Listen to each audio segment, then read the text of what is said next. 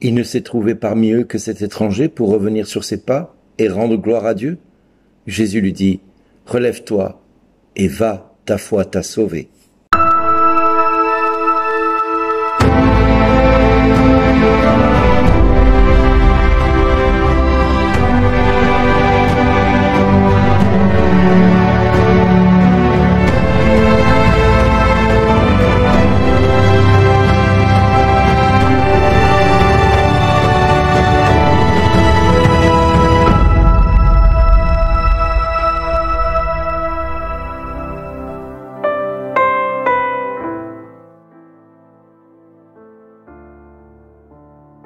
Bonjour les amis, comment pourrons-nous rendre au Seigneur tout le bien qu'il nous a fait? Dieu est si bon que la seule récompense qu'il demande est que nous l'aimions pour tout ce qu'il nous a donné depuis le début de la création. Chacun de nous, nous pouvons adresser à Dieu un merci. Même si nous n'avons pas conscience de tout ce qu'il a fait pour nous, il n'en demeure pas moins qu'aujourd'hui il est nécessaire que l'homme rende hommage au Créateur en lui offrant un acte de grâce, de louange, d'action, de reconnaissance pour tout ce qu'il a reçu de lui. L'homme ne peut pas perdre le sens de cette dette qu'il a envers le Créateur et de reconnaître qu'il est une créature faite à l'image et à la ressemblance de Dieu.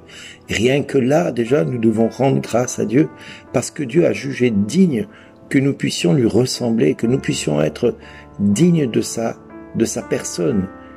Puisque le Christ lui-même est présent dans le sacrement de l'autel, par exemple, il nous faut l'honorer d'un culte d'adoration. Visiter le très saint sacrement dans le tabernacle, ou devant le tabernacle, avec une forme de gratitude, un signe d'amour, un devoir d'adoration envers le Christ, notre Seigneur. Voilà ce que le Seigneur nous demande aujourd'hui, à travers ce passage des 10 lépreux.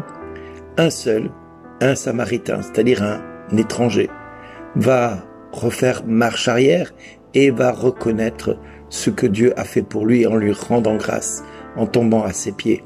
Et Jésus ne manquera pas de lui dire « Mais où sont les 9 autres? Où sont-ils? N'ont-ils pas été eux aussi guéris ?» Et Jésus va lui dire à cet homme « Relève-toi et va, ta foi t'a sauvé. » Parce que là, il entérine par le témoignage auprès de Jésus ce que Dieu a fait pour lui. C'est-à-dire qu'il le valide et il s'en empare avec détermination. Eh bien, quand Jésus passe à côté de nous pour nous faire vivre une scène comme celle-ci, qui est décrite dans l'Évangile, en la personne de cet homme qui est marginalisé par la société, qui est mis à l'éclusion complète, qu'il est reclus à l'extérieur de la ville, qui ne peut pas rentrer dans la ville, parce que la lèpre lui interdit de rentrer dans la ville, eh bien, comme il existe tellement dans nos sociétés de personnes qui peuvent être mises à l'index, rejetées, condamnées, parce qu'ils sont des rebuts de la société. Oui, ils sont marginalisés par le fait de leur émigration, par le fait qu'ils sont drogués, délinquants, malades du sida, ou sans domicile fixe, pauvres tout simplement. Jésus veut malgré tout réhabiliter tous ceux qui sont à l'extérieur. Il veut les guérir de leurs souffrances, résoudre leurs problèmes, en leur proposant d'être totalement réintégrés au sein même de l'Église et au sein même de la communauté. Il demande donc à chacun de nous, quelque part, notre coopération de manière gratuite, désintéressée, efficace et par amour pour notre prochain. C'est en cela que le Seigneur nous demande de vivre et de comprendre cette leçon qu'il nous donne, qui se fait plus présente pour chacun d'entre nous. Nous sommes pécheurs, nous avons besoin du pardon, nous avons besoin de sa miséricorde, nous sommes pauvres, nous aussi, du fait que nous avons besoin de lui et d'attendre de lui. Alors serons-nous capables de dire, comme les lépreux, Jésus, Maître, prends pitié de nous, et saurons-nous avoir recours à Jésus dans cette prière profonde et confiante que eux ont adressée à Jésus? Saurons-nous être capables de faire demi-tour et de dire, Jésus, je reconnais que tu m'as guéri, je te remercie, je vois que tu es venu dans mon cœur, que tu as touché mon cœur, que tu as changé mon cœur. Et en faisant demi-tour, le Seigneur te dira, rends grâce à Dieu maintenant, à pleine voix, reçois les bénédictions en les reconnaissant comme venant à toi, Rends grâce à Dieu en toutes circonstances. Vous savez, il y a un passage que j'affectionne tout particulièrement. C'est le passage de la première lettre aux Thessaloniciens qui nous dit « Rendez grâce en toutes circonstances, c'est la volonté de Dieu à votre égard dans le Christ Jésus. » Rendre grâce en toutes circonstances, c'est la volonté de Dieu à notre égard dans le Christ Jésus. Si nous passons à côté sans rendre grâce à Dieu, quelle que soit la situation que nous traversons, nous passons d'un instant à un autre par l'ingratitude. Nous oublions que nous devons tout à Dieu.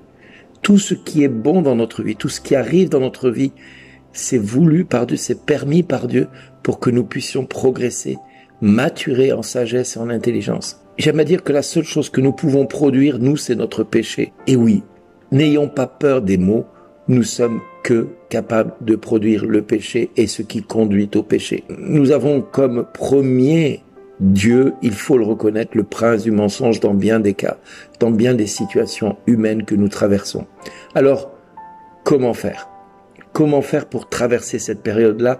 Comment faire pour vivre cette période-là avec la détermination de ce lépreux qui est capable de faire demi-tour et de reconnaître sa pauvreté et son humanité tout en rendant grâce de ce que Dieu vient de faire pour lui? Eh bien, tout simplement, en allant nous mettre dans cette pièce que nous avons ensemble établie, préparée pour rendre grâce à Dieu en toutes circonstances pour le don de la vie qu'il nous a fait.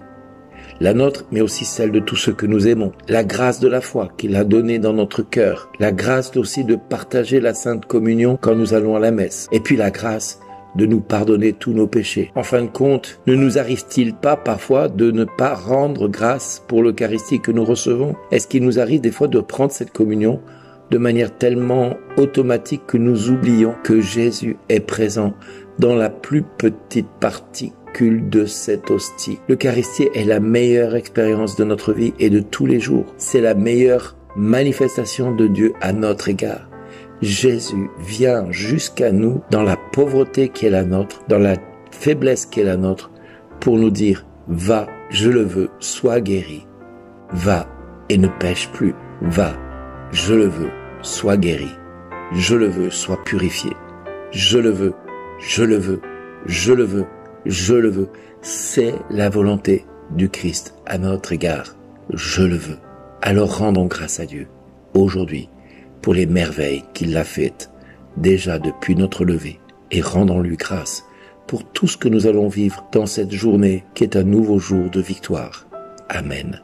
Prions pour la France. Prions pour notre pays. Seigneur Jésus, aie compassion de la France. Daigne l'étreindre dans ton amour et lui en montrer toute ta tendresse. Fais que, remplie d'amour pour toi, elle contribue à te faire aimer de toutes les nations de la terre. Ô amour de Jésus, nous prenons ici l'engagement de te rester fidèle et de travailler d'un cœur ardent à répandre ton règne dans tout l'univers. Amen. Merci d'exister.